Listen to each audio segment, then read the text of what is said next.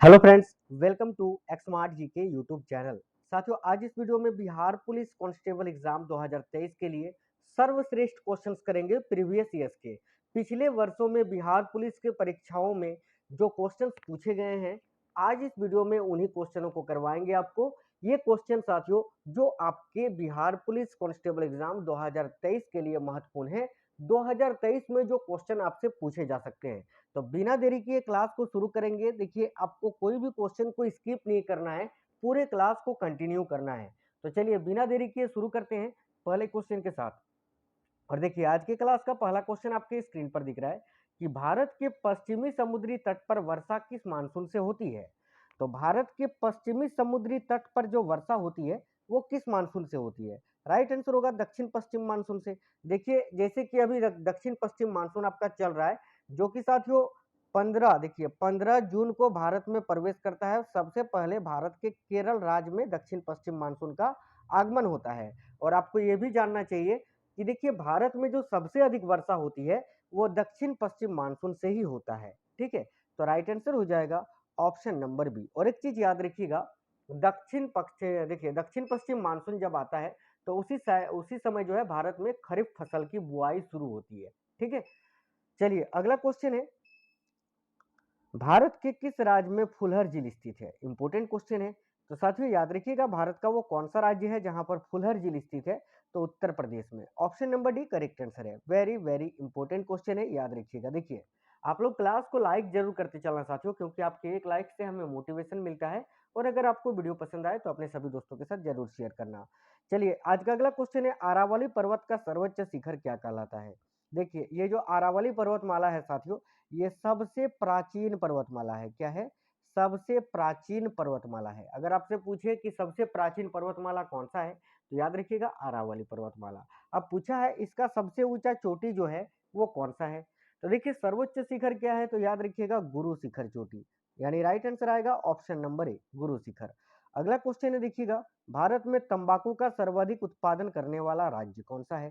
तो देखिए, तंबाकू का सबसे अधिक उत्पादन करने वाला राज्य है साथियों, याद रखिएगा आंध्र प्रदेश। ठीक है, पहले नंबर पर। और दूसरे नंबर पर आता है गुजरात। तो राइट आंसर आएगा ऑप्शन नंबर बी। क्लास को बिल्कुल फास्ट करेंगे हम लोग। आप में से कोई भी साथी नए हैं जो पहली बार आए हैं तो चैनल को सब्सक्राइब करके बेल आइकन को ऑन कर लीजिएगा, अगर आपको इस बार एक वर्दी चाहिए तो।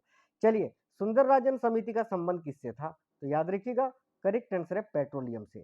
सुंदर राजन समिति जो है ये पेट्रोलियम के लिए गठित की गई थी। ऑप्शन नंबर ए करेक्ट है। अगला क्वेश्चन है, किस सूफी सिलसिले के अनुयायी आध्यात्मिक तत्वों के संबंध में तरह तरह के नक्शे बनाते थे और उसे रंगों से भरते थे। तो राइट आंसर आएगा नक्शबंदी, याद रखिएगा। ठीक है, किस सूफी सिलसिले के अनुयायी, तो नक्शबंदी सूफी सिलसिले के जो अनुयायी थे वो आध्यात्मिक तत्वों के संबंध में तरह तरह के नक्शे बनाते थे और फिर उसको रंगों से भरते थे। नेक्स्ट क्वेश्चन है, भारतीय संविधान के निम्नोक्त भागों में से किस एक में न्यायपालिका तथा कार्यपालिका के पार्थक्य का प्रावधान है। यानी देखिए, भारतीय संविधान का कौन सा भाग है इनमें से जिसमें देखिए न्यायपालिका और कार्यपालिका दोनों के अलग होने के बारे में बताया गया है। तो करेक्ट आंसर हो जाएगा साथियों, याद रखिएगा, राज्य के नीति निर्देशक सिद्धांत में। बात करें राज्य के नीति निर्देशक सिद्धांत की, तो देखिए ये भारतीय संविधान में आयरलैंड के संविधान से लिया गया है, जिसका प्रावधान हमारे संविधान के भाग 4 में है। और अगर अनुच्छेद पूछे तो अनुच्छेद 36 से 51 में है, याद रखिएगा। ठीक है, नेक्स्ट क्वेश्चन है, देखिएगा, चोलकालीन तमिल के त्रिरत्न में क्या शामिल नहीं है। अब देखिए, जैसे कि बौद्ध धर्म का त्रिरत्न है, जैन धर्म का त्रिरत्न है, उसी तरह ये चोलकालीन तमिल के भी त्रिरत्न है, जिसमें कौन सा शामिल नहीं है। तो देखिए, बात करें साथियों बौद्ध धर्म का त्रिरत्न, तो याद रखिएगा बौद्ध धम्म और संघ होता है। अच्छा, जैन धर्म की बात करें तो समक्य धारणा, समक्य आचरण और समक्य ज्ञान होता है। उसी तरह देखिए, चोलकालीन त्रिरत्न है कंबन, कुट्टन और पुगलेंदी।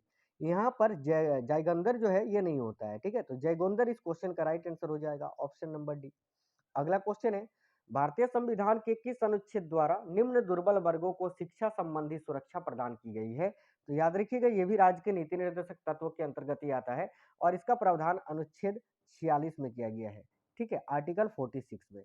नेक्स्ट क्वेश्चन है, दोषपूर्ण ईंधन पंप गास्केट को बदलने के लिए भारत की प्रमुख ऑटोमोबाइल कंपनी मारुति सुजुकी ने कौन सा खराब मॉडल मंगवाया था।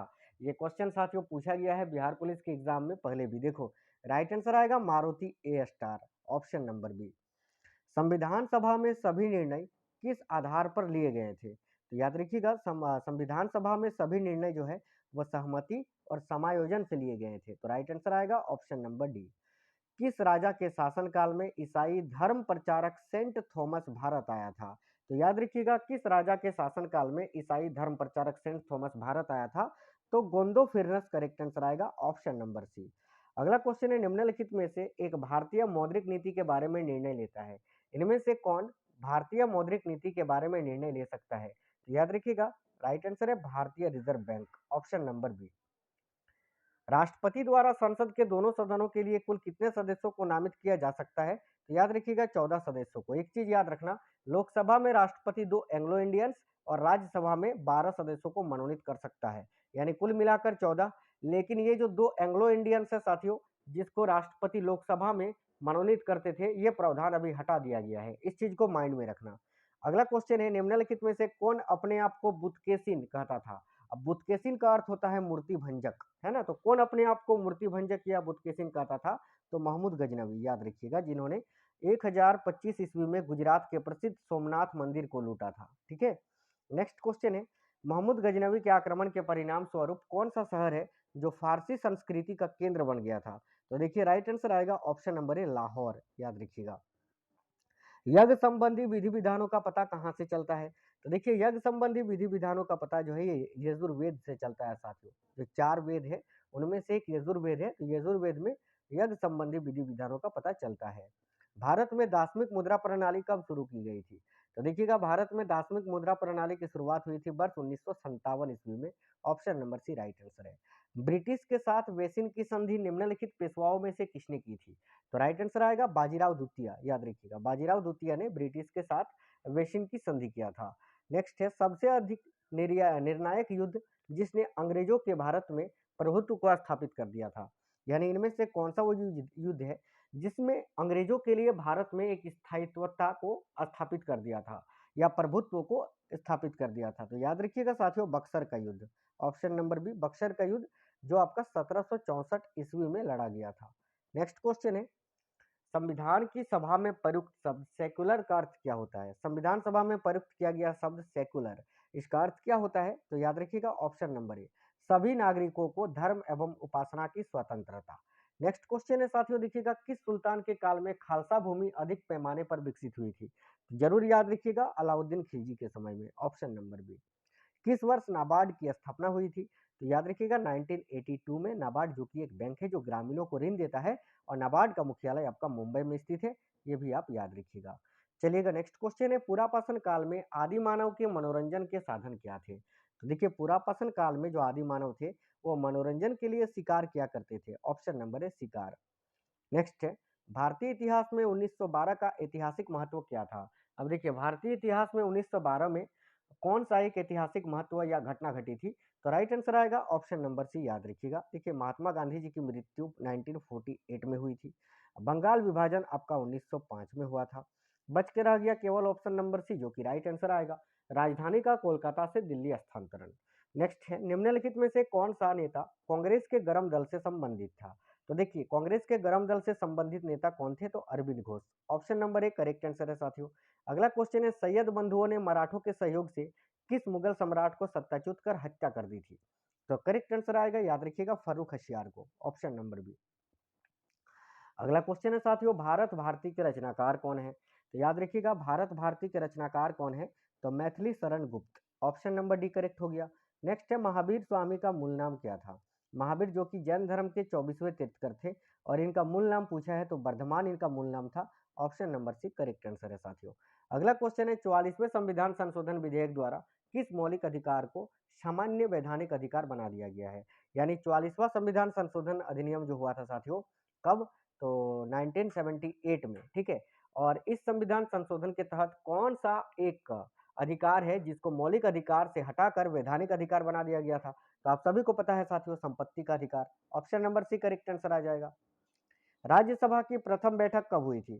तो देखिए राज्यसभा की प्रथम बैठक हुई थी 13 मई 1952 को, option number D right answer है।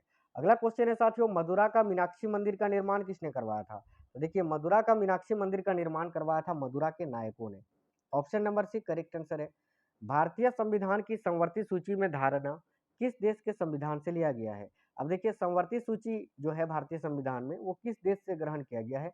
याद रखिएगा ऑस्ट्रेलिया से। अगला है, किस वंश के शासकों ने छत्रण प्रणाली का प्रयोग किया था? इंपॉर्टेंट क्वेश्चन है, वेरी वेरी इंपॉर्टेंट क्वेश्चन है। याद रखिएगा किस वंश के शासकों ने छत्रण प्रणाली का प्रयोग किया था? तो शकों ने। शक करेक्ट आंसर आएगा ऑप्शन नंबर डी। चलिएगा, लोकसभा द्वारा पारित धन विधेयक राज्यसभा को प्राप्त होने के कितने दिनों के भीतर लोकसभा को वापस लौटाना पड़ता है? तो याद रखिएगा 14 दिनों के भीतर। तो option number b correct answer हो जाएगा। नेक्स्ट क्वेश्चन है, भारतीय संविधान के संदर्भ में क्या कहा जाता है भारतीय संविधान को? तो विकासशील संविधान। ऑप्शन नंबर सी करेक्ट आंसर हो जाएगा। अगला क्वेश्चन देखते हैं, तो शिवाजी को राजा की उपाधि किसने प्रदान की थी? तो याद रखिएगा शिवाजी को राजा की उपाधि औरंगजेब ने प्रदान की थी। ऑप्शन नंबर सी मुगल शासक औरंगजेब। निम्नलिखित में से कौन सी फसलें जायद में मुख्यतः सिंचित क्षेत्रों में उगाई जाती है? तो देखिए राइट आंसर आएगा मूंग एवं उड़द। मूंग एवं उड़द जो है ये साथियों मुख्यतः जायद में सिंचित क्षेत्रों में उगाई जाने वाली फसल है। नेक्स्ट क्वेश्चन है, खुली आकाश नीति क्या है? तो देखिए खुली आकाश नीति का अर्थ है कि नगर विमानन मंत्रालय द्वारा निर्यात संवर्धन के लिए प्रारंभ की गई योजना। याद रखिएगा, नोट कर लीजिए, वेरी वेरी इंपॉर्टेंट क्वेश्चन है ये भी। नेक्स्ट है, देश में व्यावसायिक ऊर्जा खपत में कोयले का योगदान कितना प्रतिशत है? तो देखिए देश में व्यावसायिक ऊर्जा में जो खपत होता है उसमें कोयला का योगदान कितना प्रतिशत है? तो याद रखिए 67%, 67%। याद रखिएगा। अगला क्वेश्चन देखते हैं, तो गुप्त युग में भूराजस्व की दर क्या थी? देखिएगा साथियों, गुप्त युग में भूराजस्व का दर था उपज का 6वां भाग। याद रखिए, यानी option number b right answer आएगा, उपज का 6वां भाग। निम्नलिखित विद्वानों में से हड़प्पा सभ्यता का सर्वप्रथम खोजकर्ता कौन था? तो देखिए हड़प्पा सभ्यता की खोज की थी दयाराम साहनी ने। कब? तो 1921 ईस्वी में। ठीक है, चलिए नेक्स्ट क्वेश्चन देखते हैं। देखिए जब राजा बोडियार ने मैसूर राज्य की स्थापना की तब विजयनगर साम्राज्य का शासक कौन था? तो देखिए जब राजा बोडियार ने मैसूर राज्य की स्थापना की थी तब साथियों विजयनगर साम्राज्य का शासक कौन था? तो याद रखिएगा वेंकट द्वितीय, है ना, वेंकट द्वितीय करेक्ट आंसर आएगा। हुमायूं का मकबरा कहाँ स्थित है? तो देखिए मुगल शासक हुमायूं, हुमायूं का मकबरा स्थित है आपका दिल्ली में। Option number a correct answer हो गया। किसने घोषणा कर रखी थी कि वह अंग्रेजों को पहले तो अकाट में से निकाल बाहर करूंगा और अंततः भारत से? तो देखिए यह घोषणा किसने की थी? तो याद रखिए हैदर अली ने। Option number c. वर्तमान गणित के दशमलव प्रणाली आविष्कार का श्रेय निम्न में से किस युग को है? यानी पॉइंट जो दशमलव प्रणाली है इसका आविष्कार किस युग में हुआ था? तो गुप्त युग में। याद रखिएगा गुप्त एज। अगला है, अंग्रेज घुसपैठियों ने भारत के करधे को तोड़ डाला और चरखे को नष्ट कर दिया, यह कथन किसका है? तो साथियों याद रखना यह कथन है कार्ल मार्क्स का। Option number D right answer है। अंग्रेजों का पेंशनर बनने वाला प्रथम मुगल बादशाह कौन था? तो देखिए अंग्रेजों का पेंशनर बनने वाला प्रथम मुगल बादशाह कौन था? तो शाह आलम द्वितीय।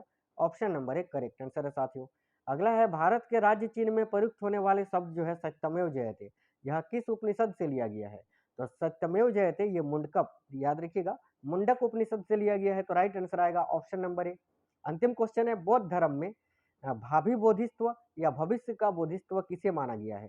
तो साथियों याद रखना मैत्रेय को। ऑप्शन नंबर डी करेक्ट है। देखिए आज के इस वीडियो में बहुत ही इंपॉर्टेंट क्वेश्चंस मैंने आपको करा दिए बिहार पुलिस कांस्टेबल एग्जाम 2023 के लिए। आपको ये क्वेश्चंस कैसे लगे हैं आप हमें कमेंट बॉक्स में कमेंट करके जरूर बताइए। क्लास को सभी साथी लाइक कर दीजिएगा, अपने सभी दोस्तों के साथ जरूर शेयर करिएगा। चैनल के अंदर आपको बहुत सारे वीडियोस मिल जाएंगी बिहार पुलिस के लिए। आप लोग उस सारे क्लासेस को देख लीजिए, सारे ही क्वेश्चंस मैंने इंपॉर्टेंट करवाया है, सारा ही क्लास जो है बहुत ही ज़्यादा इंपॉर्टेंट है। मिलते हैं अगली वीडियो में, तब तक स्वस्थ रहें। जय हिंद साथियों, वंदे मातरम।